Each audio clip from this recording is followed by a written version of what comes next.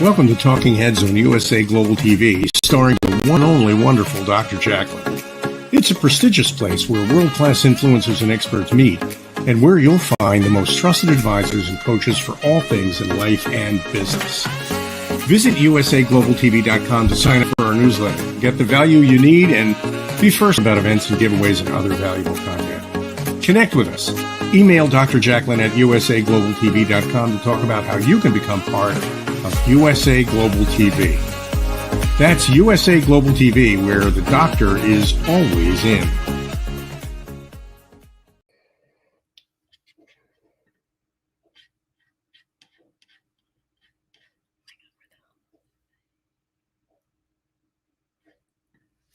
Don't you just love technology? I'm here. The doctor's in the house. And welcome to USA Global TV and Radio. Our show today is the Film and Music Show. And I just love this. I love to sing and dance and meet all the creative people.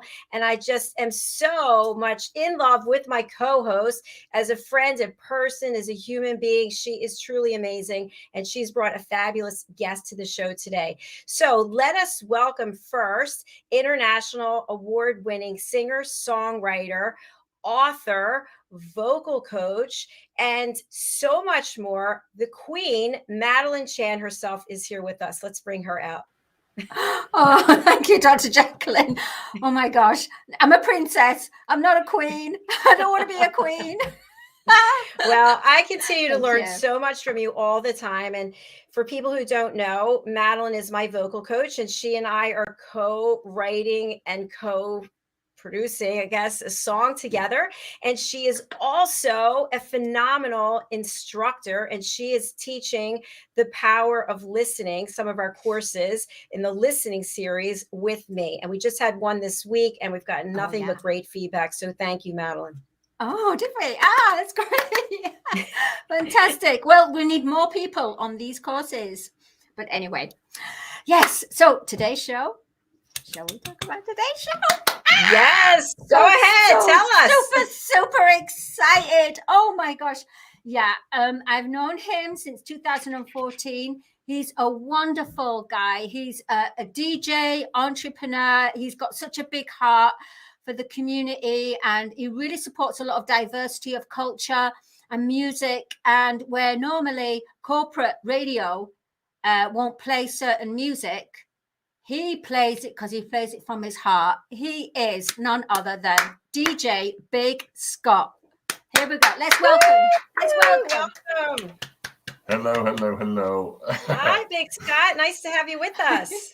Can I just say, technical issues, yes, hence I've got a green screen because all my computers today decided I'm not going to work for you.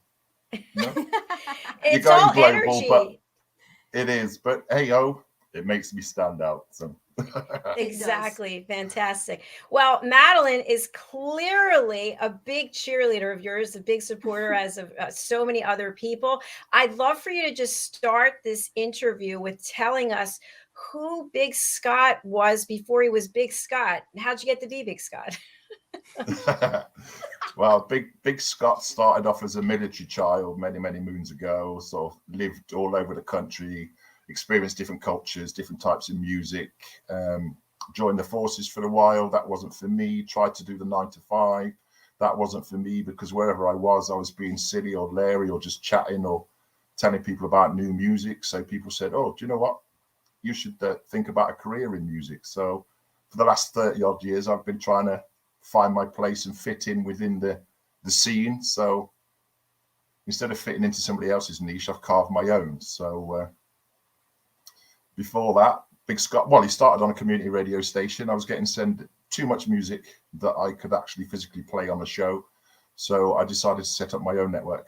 And the reason I get the name Big Scott is because in Wales, should we say, some are quite vertically challenged, and being 6'8", they say, "Oh, do you know Scott?" And then they go, "Oh, Scott, oh, Big Scott." Yeah, oh, yes, we know Big Scott. So I'm synonymous in Wales as Big Scott. Thank you so much. I love that. And Madeline mentioned something that people may not be aware of if they're not in the music industry, but not every piece of music actually makes it on the radio. And people might not be aware, what is the process if someone has created something and they want to get it out there? What is it they need to do to get it to Big Scott or to someone else? How does that process work? The first thing they need to do is invest a little bit of time in labeling their music. I've been to seminars and people are saying it, and I'm just like, oh, yeah. But it is honestly true. With today's technology, everything that you put into a music track, and it does not just the music, the title, the artist, artwork, everything like that now is played on an electronic device. So it's free marketing.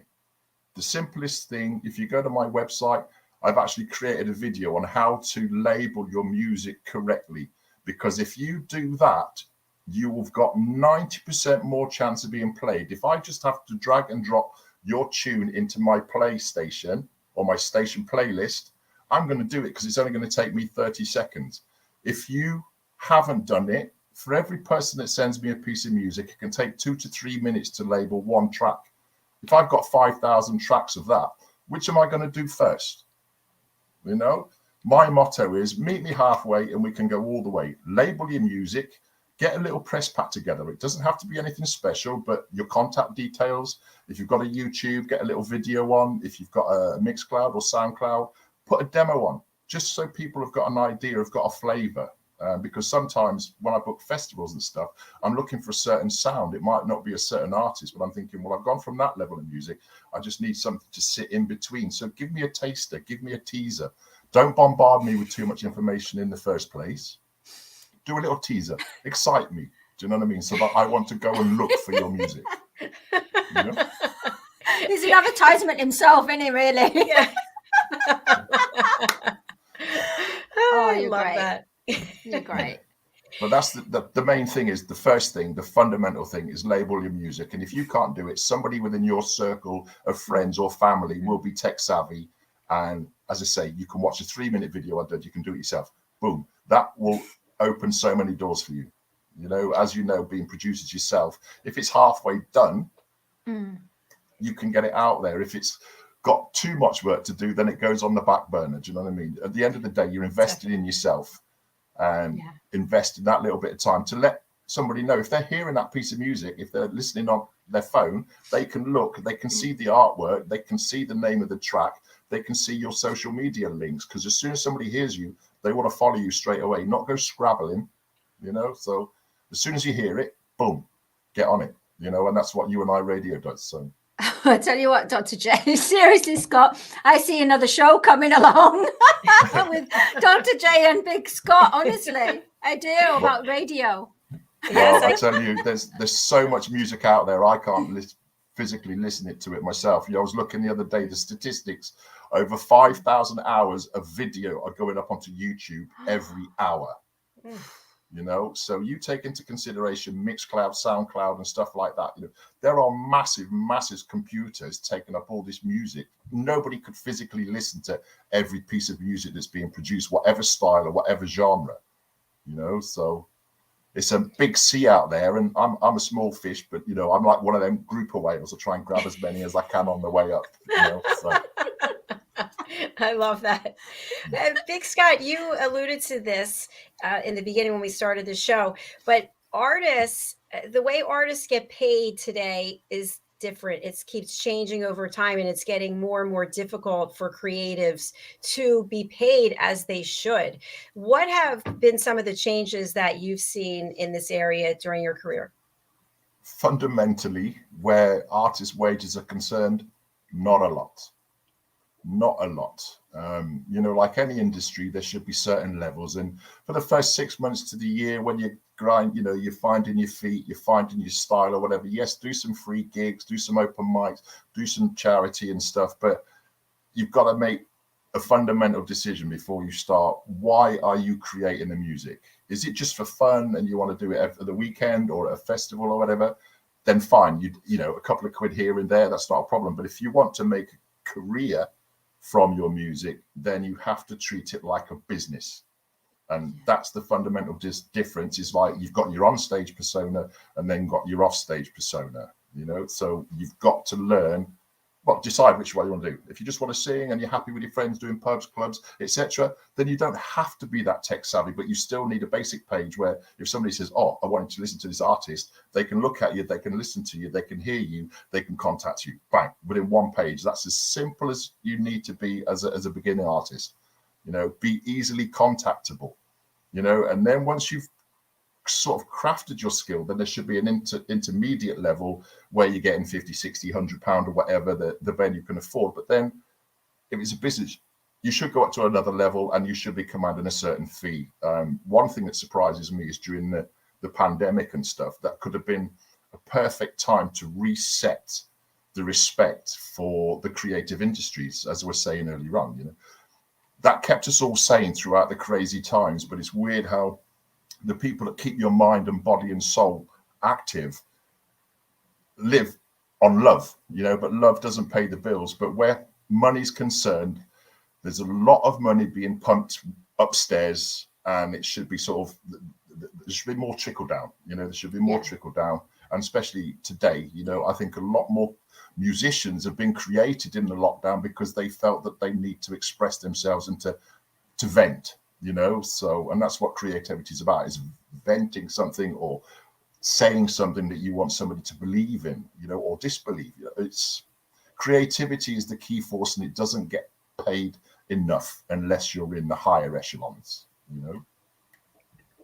Absolutely agree with you. Yeah. It hasn't changed. It hasn't changed, and it should do. I know artists that, you know, they pay they got paid £150 10 years ago for a 4-piece band, and they're still getting paid £150 for a 4-piece band if they're lucky. You know, it's hard because it's like everything. It needs regulation. There's lots of little splinter things, but there needs a cohesion, and that's what I try to do with You and I Radio, because I love discovering new music, but I don't know what style I want, when, or why.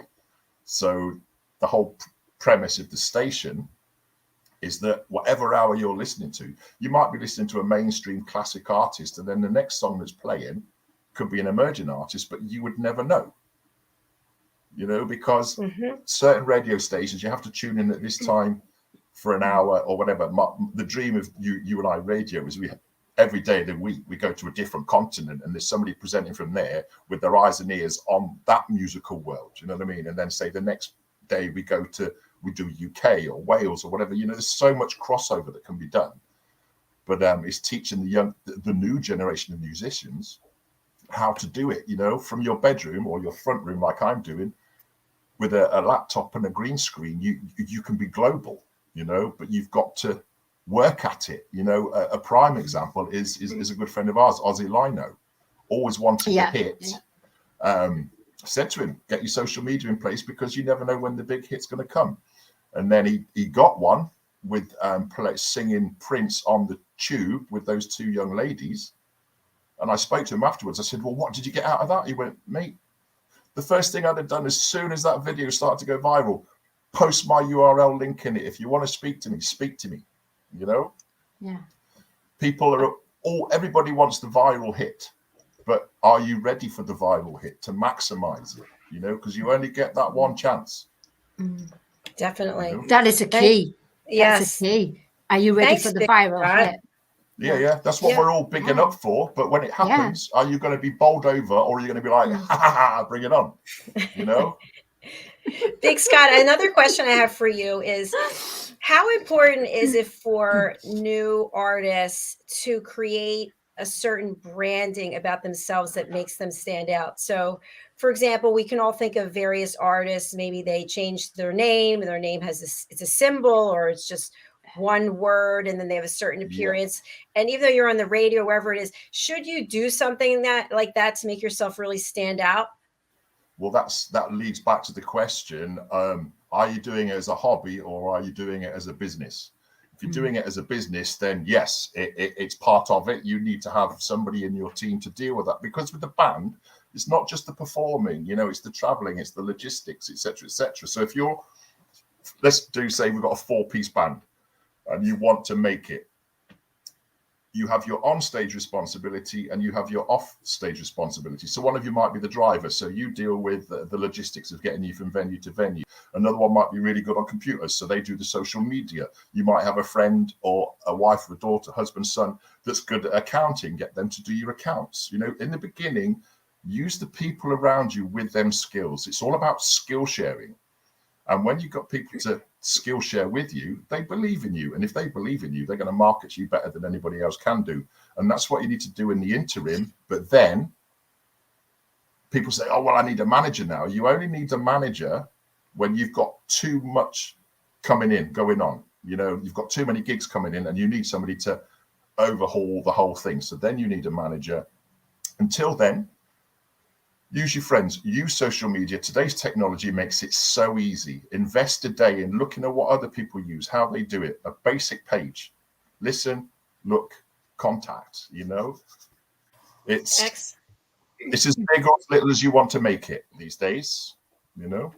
I like the idea, Scott, of skill sharing. I think that's a wonderful idea. And the fact that the people around you have got their heart and their good intentions towards you, wanting for you to succeed, because your success is going to be their success too, because they're part of it. They're invested in it. They're invested in it. If you're invested in something emotionally, you'll go above and beyond.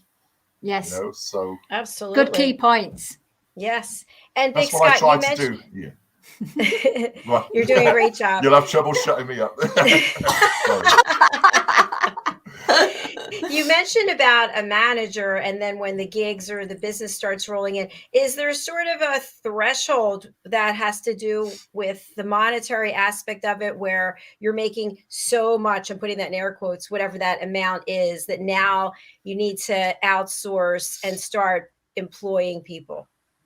Well, it is when you start off, you know, it's usually four kids in a van, you know, let's go and do a little mini tour, you know, so they'll do their town, couple of little etc., make a couple of quid, sell a couple of t-shirts, a little bit of merch. Along that way, somebody might say, yeah, I've got some bigger gigs for you, but one's down there and it's a 300-mile journey, another one's up there. Do you know what I mean? When it becomes more, because as you're getting bigger, you want more time to practice, rehearse beyond the road, doing the gigging, etc., etc. So then once you can afford to pay these people to bring them on, you know, there's nothing wrong with having a manager. You just got to be careful out there. There's some people, they promise the earth and you get nothing. So until you get to that level where you've got a bit of persuasion, you can pull people with you. If you can say, I'm bringing 20, 30, 40 guaranteed people, this is what the thing is on the door. I don't like the factor that you have to give the band tickets and they go out and sell it. No, that's a completely different kettle of fish. But you can do it by yourself. When I was on Radio Cardiff and other radio stations, I've interviewed bands that have been together 30 years and they've never had a manager. They've done it between them. You know, you've got the guys and then their wives and their children, and within them, they've kept it together. So if you're paying your own family, then it's a win-win scenario, you know? So that's why I'm saying getting the people in the beginning to invest, because if you can invest in them, if one of them's pretty good at maths but I need an accounting course, put them on an accounting course so they can look after your day-to-day expenses. You know, there's ways and means of doing things. You know, I'm a hands-on person, and if something's not working, I'll try and find another way or watch a video or whatever. Do you know what I mean? It can be done. You just got to invest a little bit of time in yourself. Very true. Yeah. I do love the fact that we can go over to YouTube or any number of places to learn how to do something. And that is such a gift, because we don't have to wait for someone else. No, that's the thing. You know, people say, oh, technology's bad. It's not. There's like anything. 90% of it is absolutely amazing, but there's the 10%, but people like to live on that 10%. I'm fed up with that 10%. You know, I'm on about uniting and inspiring people like yourselves. You know, Maddie, she's been inspiring me. She doesn't know along the years since the day we met, you know, so along our journey, we did some absolutely crazy things, and it was spur of the moment, you know, and that's how you make opportunities, but that will last a lifetime. You know, we've got memories of Malta. I was looking back earlier on at the video because you asked, how did we meet? And it was just by pure chance, you know, that something happened. And here we are. How many years later? 8 years? 9 years later? Yeah, 2014 we met. And it's complete role reversal, because the last time I was interviewing you. You interviewed me, with funny enough, Follow Love, Dr. JACALYN. It was with Follow Love. Yeah, so talk, one day the teacher, the next day the pupil. Yeah, well, there you go. Full circle. I love that. Yeah, so you never know what life's going to throw at you. You just got to embrace it when it comes. I really believe in that. I believe when an opportunity presents itself, if you can say yes, say yes, if it's going to fit in with your big picture. But so many times people dwell and they worry and they project, what if this? And meanwhile, the opportunity is gone. So. Yeah. I hate them sort of people. They come to you with a problem and you give them a solution, and then they have a problem for the solution. And it's like, do you know what? Pull that energy back. Pull it back. Give it to somebody else. Yeah. You're not having it. You don't need it. You don't need it. Yeah. Especially when you start to hear, but this or this could happen. It's like, okay, goodbye. See you later. Okay. Be struck by lightning as soon as you walk out the door. Do you know what I mean? What's it? The tomorrow people. The tomorrow people they're called. Mañana. Mañana. We could make a song out of that. Yeah, definitely. Big Scott, we have a number of photographs. I'd love to have you share with us what we're looking at. This one is the Revolution. Oh, so this one here is a very good friend of mine, Alfie Daly. So from my hometown in Leicester. And he invited me over, and he's probably the closest thing that I've got to a brother, even though we don't see each other on a regular basis. He helped me on one of my business ventures when I tried to run a minibus company called After the 9 to 5. So me and him would go to all the clubs in the 90s, go check it out, review it. And then we would say, well, we've got a party of 17 people. They want to come to your venue. We'd get them on the guest list, and have a bloody good time back in the 80s and the 90s when, it was a lot more freer, and there was a lot more expressive music that back then. Do you know what I mean? Rather than created music that there is now. As one of the detriments of today's technology is anybody can create a tune these days now.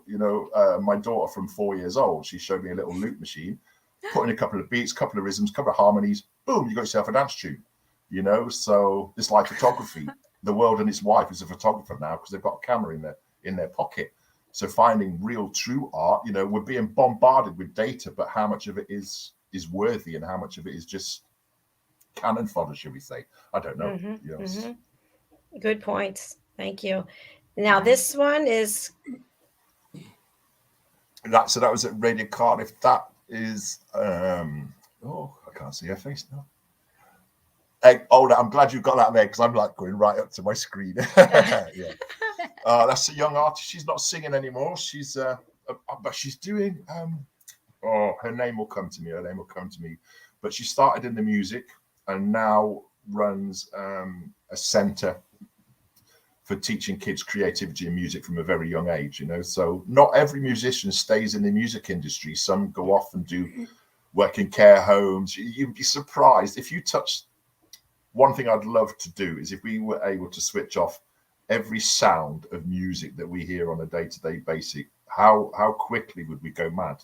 From the birds singing to pylons humming, we live, eat, and sleep, breathe frequencies. But what would happen if you couldn't hear that? How would you perceive the world in a completely different world? So. Yeah, I love this one. So this here. So that's my hair. I'm on the left. I'm the younger one on the left. So this was the good friend of mine. So this is a band called Jeremiah Ferrari. So I interviewed them on Radio Cardiff, and then they invited me to the gig. And he come out with his hair like that, and I went, "Wow, that's not a bad throw." So that's not a bad throw, but I'll give you some competition. So I took my hair out, and he was just like, "Whoa!" So I was like, "Yeah." So, so it was a surprise. So you got the tiger and the lion. That's impressive. So that and really I haven't cut my hair since 1999, so it's just growing and growing and growing. It's getting white now, so white for wisdom, apparently. Of course, we're going to ask you to show us. Yeah, absolutely. Well, at the moment, it's all in cornrows, so it's due to come out, but ready for the summer festival season. So I'm taking my daughter to her first festival this year that I've actually so not nice. working on or being part of.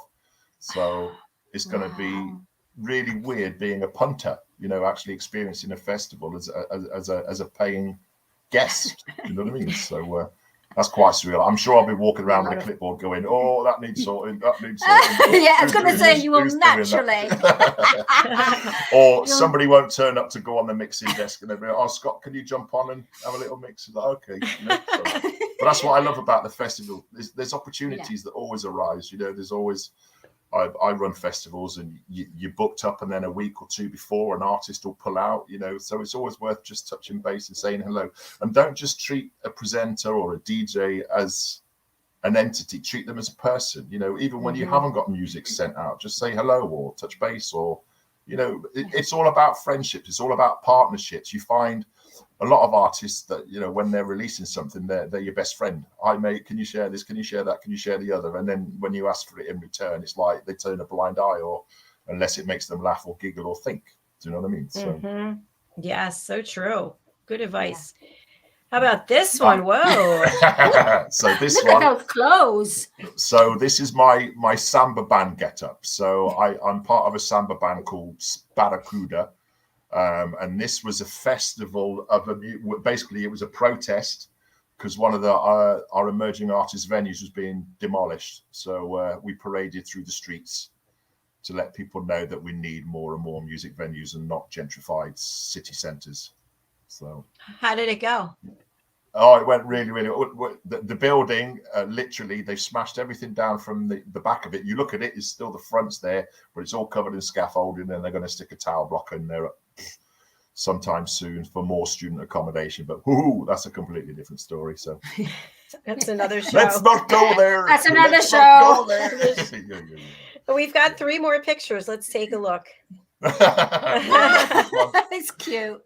So this one, it was a little bit of a marketing campaign that we did. So this was at Swansea Fringe Festival, and you know the little Apple sign on the back of Apple phones. Well, this little sticker actually covers it up. So when people say, "Can I have a sticker?" I was actually sticking it over the Apple sign. So then when people were taking photos of their friends, what are they looking at? Very good. My logo. Do you know what I mean? Smart. So and then somebody just stuck one on my nose at the end of the day. So. Looking like a reindeer. Yeah. Oh, wow. So this is another part of our samba band. So there's me, there's Sean, the woman in the front with the silver trousers on, that's Sally. So she actually organized it all. She's the best composer. The first time I went into samba, she went, "Oh, what instrument do you play?" I was like, "I don't really." She went, "You look like a pulse man to me." And I was like, "What's a pulse man?" And she literally just handed me this big black drum and 2 sticks. I went, "That's me." So yeah, so this was we go all over the place. Over the last couple of years, you know, I've not been able to, but I'm slowly getting back into it. But yeah, they said we go all over the country for that, you know, protests, festivals, opening ceremonies, weddings, all sorts. But great bunch of people and it's rhythm, it's music, you know. So I think this is if got us all your together, group. This is just, I would say that's probably 1/5 of the group. Okay. I think if we got everybody together, I think there's about 60 or 70 people, including beginners. Wow. Which is quite an impressive samba band for Wales. Yeah. You know, so Yes, it is. It's amazing. Definitely. So this is the Easy Star All Stars. So they've done reggae versions of, you know, like Dub Side of the Moon, Beatlemania. So they basically dubbed up. So that was in Radio Cardiff. And Ras Emanuel, what a lovely man. I can't remember the lady's name because she was the manager. But me and Ras Emanuel, still friends to this day. You know, they did jingles for me for the radio station and stuff. So I didn't even know what jingles were. And they were like, "Oh, I'll give you a dub plate. What's that?" "Oh, it's a song and we're just singing your name all over it." "Oh, cool." You know, so yeah, so great pictures. Thanks for sharing them with us. that's all right. So it's good for me as well because it sort of reignites memories that I've long forgotten, or that I've not forgotten. They're in my Akashic records, but it's when you're having conversations with people like yourselves that you talk about something, you go, "Oh, hang on, that brings a memory, that brings a memory." You know, I've been in and out of creativity for many years, and I don't remember half of the things that I've done, but I have certain boxes in my house that I've got my life box, which is all things to do with my family and stuff. And then I have another one with pamphlets and booklets and wristbands and stuff of things that I've worked or participated in. And I could sit there and just go pick up one item and go, oh, yes, I remember this. You know, it's treasures, the little treasures. To other people, it's just pieces of paper. But when you look on there and you go, oh, trainee so-and-so, producer, blah, blah, blah, and you're like, really? Okay. You give me that title, I'll have it, you know, so. Wow. Yes, I know what you mean. I want to go back to technology just for a minute. So I'm 59. When I was growing up, a radio station, they literally had records that they would put on. And vinyl. Vinyl. Yes. How does it work today? I know it's all electronic, but what does that look like when someone sends you a track? How do you queue everything up?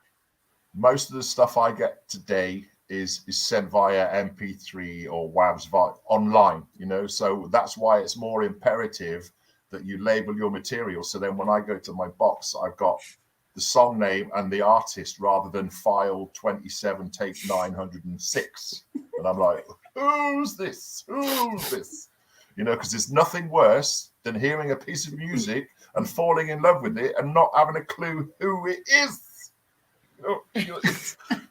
Just track 29. Yeah. Oh, that's another thing. People, when they used to send CDs, oh, I've labeled it. It's like, no, you haven't. You know, as soon as you put a CD in, you look at a bought one, you put it in, the track, name, genre, boom, boom, boom, boom, boom. You do all of that. So then when somebody's at a radio station and thinking, right, I need some mellow folk, they type in their search engine, mellow folk, and guess what? Because your music's got mellow folk on it, it's going to appear in the list. You know, it's making it easy for people to get in touch with you and to follow you and to fall in love with you and your music. You know, that's what life's about. That's what your music's about, is sharing a journey, interacting with people, connecting with people. Make it simple, because not everybody these days is tech savvy. So as long as it's 3 clicks away, anybody can do that. Oh, you like this piece of music, you want to listen to it, click here. When you get to that page, download, bang, 3 clicks. That's all it needs to be. But you need to be able to provide that information straight away. Like before, you said, oh, Scott, you can have all your links for something. I'm like, there you go. There's links and maybe more that you might need. You know, it's a little bit of preparation. When you're on a platform, utilize it to its best, because you may never get that opportunity again. Golden treasures. Brilliant. Yes. Preparation. Golden nuggets. Wealth of knowledge. Wealth of knowledge there, Scott. Yeah. Honestly. Big Scott, I have another question for you. So given the fact that, given the fact that we have all this technology, when someone's recording something and they're not doing it in an official studio, they're doing it with their laptop, their phone, whatever it is. How do they know if the quality level is going to be good enough to get played on the radio by Big Scott? To me, I've had recordings sent to me on a cassette that was rickety as anything, but I heard the band and I was like, I love them. It's not the quality of the, you know, because these days there is very little excuse to produce something quite decent, because there's lots of free software out there that you can create something and they'll give you tutorials. Putting the music together is easy enough. It's the production, where what sits where, etc., etc. You might have a friend who's really good at that, or somebody that's at university and need experience. So there's a standard level, but then when you start going to the higher levels and you're talking mainstream charts and stuff, then you're paying serious producers, because they, A, because of their name, B, because of their kit, and C, because of their standard. You know, so that's the difference between an emerging artist and a multi-million-pound selling artist. Is £1 million to invest in a top of the range producer, a marketing team. You know, the marketing is the biggest one. That's your biggest budget, and knowing who to hand it to, you know, but it starts at the smaller level, because you could send something to me. I like it. It's correctly labeled. I'm going to go to my friend on another station or a DJ and say, yeah, guys, I've just had this in, play it, you know, so you make it easier for me. And if all I have to do is forward the email, it's no skin off my nose, but it's an opportunity for you, you know. Just invest your time in it. Today's technology, use it. You know, you can use Audacity, you can use Windows' own media player. But if you're serious about making your own music, start off basic, and it's a microphone and a guitar. Put it in, have a mess around, put some filters and stuff on that. And that's what all a producer does is, as a listener, oh, well, I want to tweak this here, I tweak that there, I want to sit that there, and I want to put this down here. And if you listen to a track that's properly mastered and produced, there's little bells and tings and chimes in it, and you just think, well, why did they put that there? But for some reason, that's where it was meant to sit. You know, and certain instruments are meant to sit at a certain level. Sometimes they complement, sometimes they contrast. Sometimes it's something you want something really, really quiet. You want it loud. It's expression, you know. So that's where the producing comes into it. From taking words off a piece of paper and turning it into a masterpiece is a long and arduous process if you're doing it by yourself. But doing it by yourself, you learn by your mistakes. If you physically can't do it, speak to somebody within your circle. Somebody within your circle will be able to help you out with it and say, have a listen to this. Other DJs, other producers, because what they might say is, you know what, I really like it, but can I have a little play? Can I just do something? That's where remixes come from, because a DJ will hear it and go, I like that, but you know what, I think just here it needs a whoop or a, and that's what it's about. That's the difference, you know. But again, that's that level. If you're investing in yourself and it's a business, then you need to be saving money to do these things, because then you're going to be standing alongside these guys. But it's just a big budget. But if you want to make the multi-millions, then you've got to invest in yourself, you know, invest in correct practices, correct people. Sorry, I lived a little bit about. But also, I was going to say, Big Scott, the fact that some people who've produced in their bedroom a track with Billie Eilish and her brother, prime example. Yeah, exactly. You know? Look how phenomenal they've breaking There's through. Lots of them done it, but what they've done is they've invested hours. If you invest 10,000 hours in your chosen skill, you are a professional. Yes. You know, you've learned all the silly mistakes, you know, and then once you get to a level, if you feel you can't get to the next level, tap on somebody else's shoulders. If you know somebody with a producing studio, say, oh, can I just come in and watch you one day? You know, just be cheeky. In this industry, being cheeky or being a little bit forward thinking, if you've got a bit of a brain, if you come up to me and said, Scott, can I shadow you for a day? I'm like, come in, have a listen. I'll throw you in at the deep end, see how you fare. You know, so some people are slow learners and they have to do it academically by paper. That's not me. You give me a list of things and I'll be like, and I'll read it 10 times before I do something, and then I'll check it over and over again. Whereas if you say, Scott, can you take that apart? Give me a screwdriver, whatever. Boom, I'll look at it, but I remember how it goes back together. It's people working different. I'm a hands-on person. I'll watch something and I'll say, well, what can we speed this up? Why are we doing it like this? And to certain people, they hate it because they think that you're questioning their existence. But to me, I have a forward-thinking mind, and somebody along the way, well, it's got me to where I am now. Let's try his way. You know, I might not be the one, but let's give it a try. If you turn around and make, no, the reason being is because of X, Y, and Z, that's fine. But if I can find an easier or a quicker process, that's what I'm good at. I started making a youth magazine back in late 80s, early 90s, and that's what started the journey of me in the media, because I was living in a tower block. There was nothing around me. I was in one of the roughest areas in Leicester. I was married, divorced, all sorts of craziness. I didn't know who I was. And I was like, well, there's a lot of people like me out there, so let's try and create a youth magazine. And I went to a resource centre, and they basically said to me, we've got the facilities, which was a barrel printer and a photocopier, and said, but if you can find the funding, you can use our resources. So I went round. One of the places that I got sponsorship for was for 5HQ Records, which was a local community underground radio station. And I was like, who does this? I could do it. The guy that owned the station was stood next to me. Oh, you can you, Tiny? Right, you've got a show on Sunday. Oh, I was like, oh, wow. Right, okay. So within 4 days, I put on a show, and it was literally just talking to people, you know, because people didn't want to talk. It was a pirate radio station, and it was all about being underground and whatever. It's like, but there's lots of issues that we can actually use, and that's when I realized the power of radio.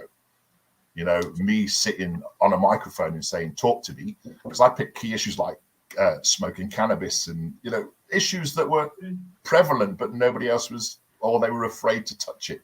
They just wanted the bad boy element of playing naughty music at a night. It's like, no, but you've got a community here that want to talk. And I became known as Uncle T, And I did that. And somebody said to me, oh, do you know what? You should think about being a journalist. And I went down to London, trained as a journalist, failed on ethics, stayed there for a couple of years, ran out of money, came back to the Midlands, got involved with another community radio station. And then in 1999, I was just sat there thinking, well, I can't seem to get a foot in the door with mainstream radio because I come from a pirate radio station. And as far as they were concerned, that's not real radio. Whereas, as far as I'm concerned, I think that's the realist radio because you have to do everything yourself, you know?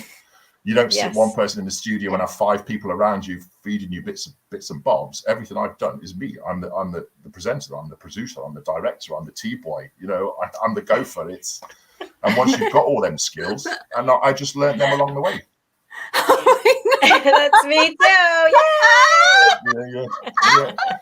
I thought you were going like that. It's time to shut up now. No, like that's no, I get it. So then in 1999, I was flipping through the Stage magazine, and there was an offer to come to Wales to get a qualification in radio, theatre performance, spoken word. And I thought, oh, they're paying me to come to Wales to live there for a year to get a qualification in radio. Let me think about that. So upped everything, just literally moved what I needed that would fit in my little dorm on the 9th floor. And from then on, the rest is history. You know, I had a lovely tutor who was a French Martinique woman called Jenny Zabel, who passed away 2 or 3 years ago, bless her. But I will always thank her because she even showed me even more of the power of radio and the spoken word and how we can be controlled by creative writing. You know, we had to analyze TV soaps, and part of the exam was, you know, you had to either write a half-hour film or 6 episodes of a series. So I created my own series on a map. I got an A3 piece of paper and drew everything out. And when I handed it in for my exam, he went, well, what's this for? I says, continuity. He went, in all my existence, I've never had anybody hand this in with a script for soaps. But I was like, well, I need to know where my chip shop is. I need to know who's living next door to where. And they thought I'd gone over the top. But for me, it was logical. Do you know what I mean? And then you realize how much goes on behind the scenes when you're watching 30 minutes of TV. You know, if you saw every day, if they filmed it, even if you speeded it up, it would probably take you about a month just to watch a minute's worth of footage, you know, with, as you know yourselves, all the various departments that pull together. And we sit here and go, yeah, we're cool. But it's like a myriad of people behind us that. Yeah. People don't realize, do they, what goes behind a production or not at all. They just see the icing on the cake. That's what they say. They want this, but they don't realize it's all prep. Because if you say to me, oh, Scott, what's your social media link? Oh, I've just sent it to you. You know, so, and this was another thing that one of the things about You and I Radio, a lot of the young artists weren't getting any live airtime because they weren't experienced enough. And it's like, well, how the hell are you supposed to get experience if nobody's going to give you the opportunity? So I've been in various different venues, from the basement of a hostel to a primetime brewery on the town centre to an old church, the back of a smoky old dingy pub. But what they all get, because when I was on the radio, then Radio Cardiff, they would have an interview with me that they could put on their Mixcloud. You would then I would invite you to do a gig. So you would have a video of your performance to go on your YouTube. You would also have a recording of your whole audio set to go on your Mixcloud or your website, etc. Probably some of the best local promotion and international promotion. And then we would share afterwards. So even though we couldn't afford to pay you, we were giving you stuff that you would inevitably have to pay for in the beginning, but you haven't got the money to do it. So then when you hit up a festival and you say, oh, I'd like to do a little slot, what's the first thing they do? They send them a link to the video that we did for them. You know, so it's skill sharing. It's sharing. It is skill sharing. We're helping you, but we're helping ourselves at the same time, but nobody's asking for anything in return. Yes, I'd love the heavens to open and I'd have my own facilities and I could have a whole training school to train different types. You know, radio just itself, there's about 10, 12 modules that you could put together because there's so many online radio stations at the moment crying out for presenters and producers, but there's not many of that good a quality because they don't take the time to invest in doing an online course, watching the YouTube video. You know, you can accelerate your process in this industry exponentially if you spent a weekend just going online and researching and just having a go. So that could be your call, Big Scott. Me? To write courses on how to run your own online radio station, how to, be qualified to work. I actually for have online radio. from the woman Jenny Zabel. I had her permission, and she gave me the bones of what she used to teach me, and I've sort of condensed in that. And I have done little things. I've done 2 tutorial videos, and the first comment on the first one is said, "At last, somebody who tells you how to do it without any flin or flannel." Yes. Yes. There's nothing Did you more say annoying. flin How or to do flannel? this? Flin or flannel. Flin or flannel. Yes. So it's an old. Is that Welsh? No, I don't think it's Welsh. I think it's an old English word. Flin or. Is it? I'm gonna have to check that now. I Flin love or it. flannel. Yeah, Flannel. I'm sure it might be Scottish or Irish or Celtic, but yeah.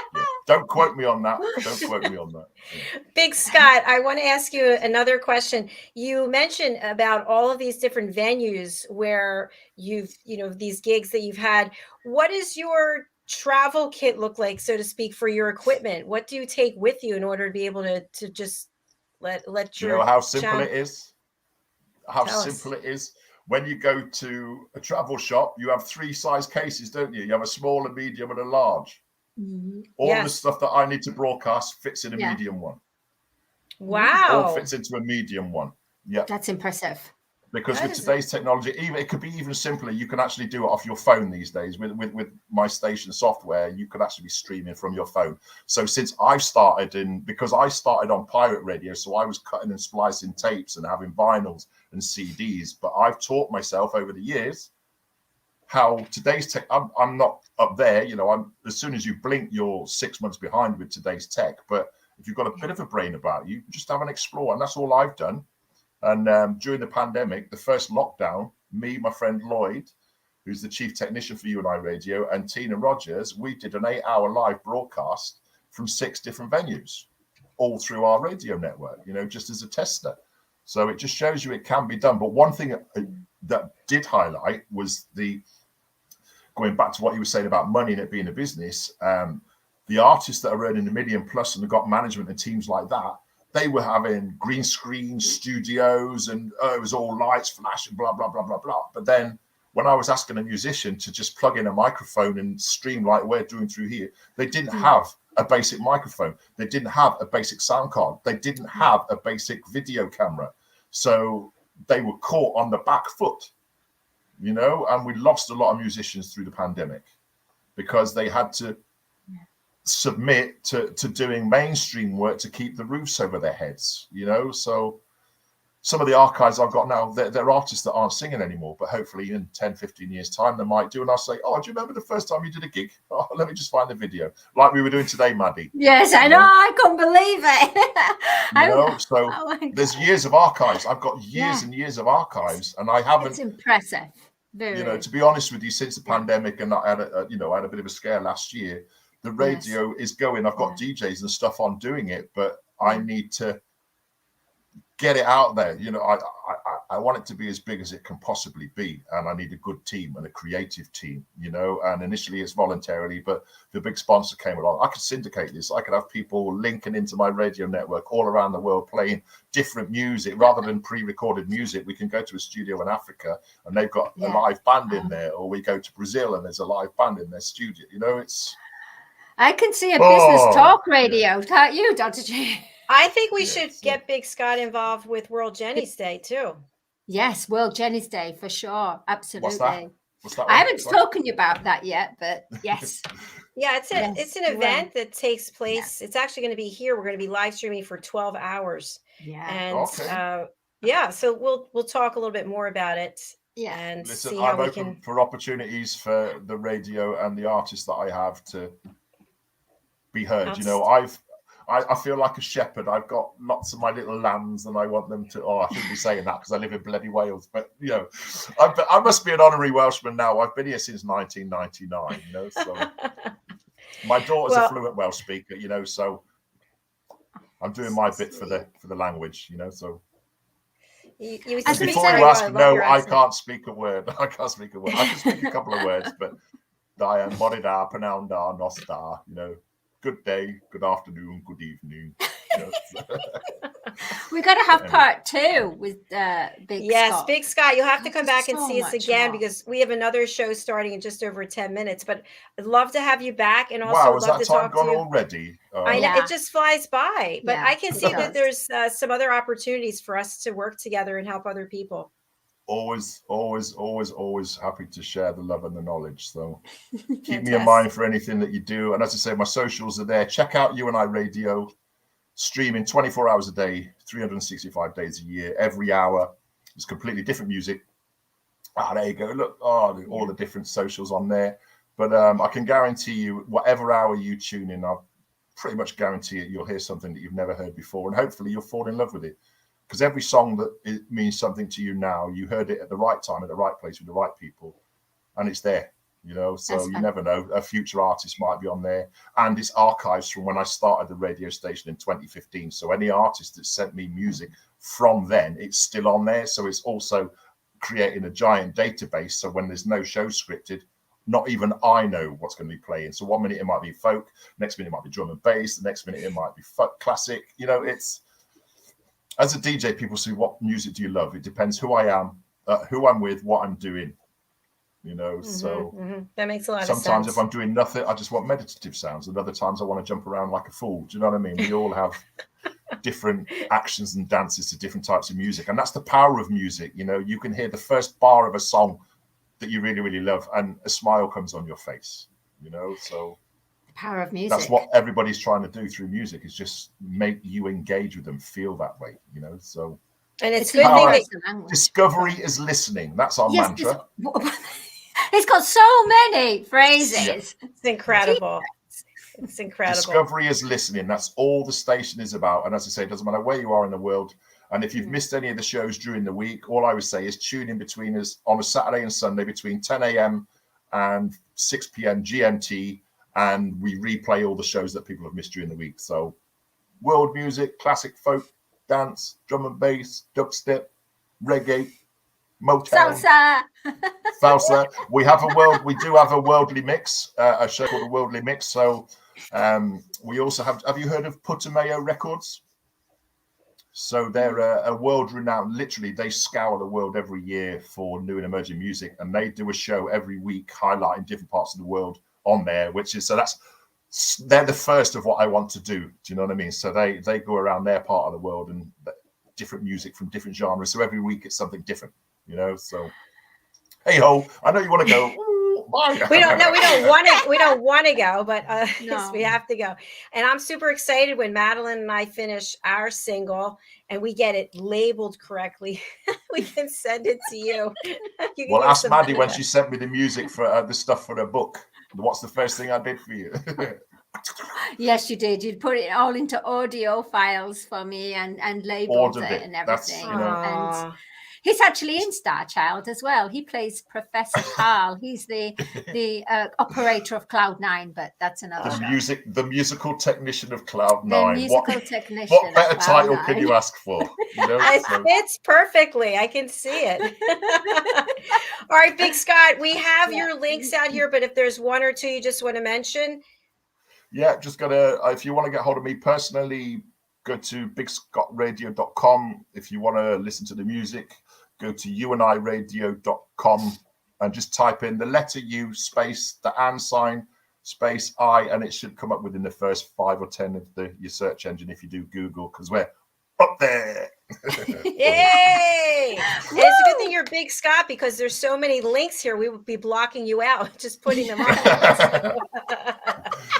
It's a good job it wasn't on Maddie's screen, is it? I really enjoyed meeting you, and I'll be in touch to see how we can collaborate, help other people.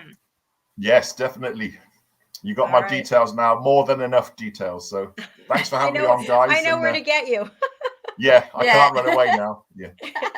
All right. Thank you so much. I really appreciate it. Take care. Thank you very much. Much love. Cheers, Maddie. Okay. Cheers, hon. Bye. Bye, Big Scott. Bye-bye. Madeline Chan, how can people reach out to you? My email, MadaleneCarolChan@gmail.com. They can find me there. And everyone, yeah, I mean, I really want to help a lot of people that want to bring out their songs and their story through a song, which we're doing with you, Dr. JACALYN. So yeah, and power of listening. We want more people to join. So come on, join Power of Listening. Oh my gosh, I'm just like so I'm just so flustered with Big Scott because he has so much to say, a wealth of knowledge, and I'm just whoa. You know, Get him booked in again.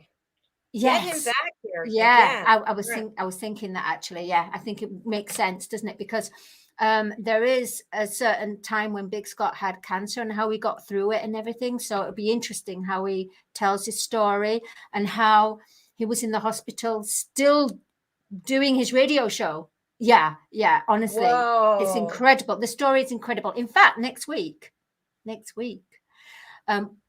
we've got him booked in for part 2. Oh, fabulous. That's fantastic. Well, purely because somebody said that they couldn't do it because they had a death in the family. So, and I can't reveal the guest that happened. No, you know, and we had no, definitely not that.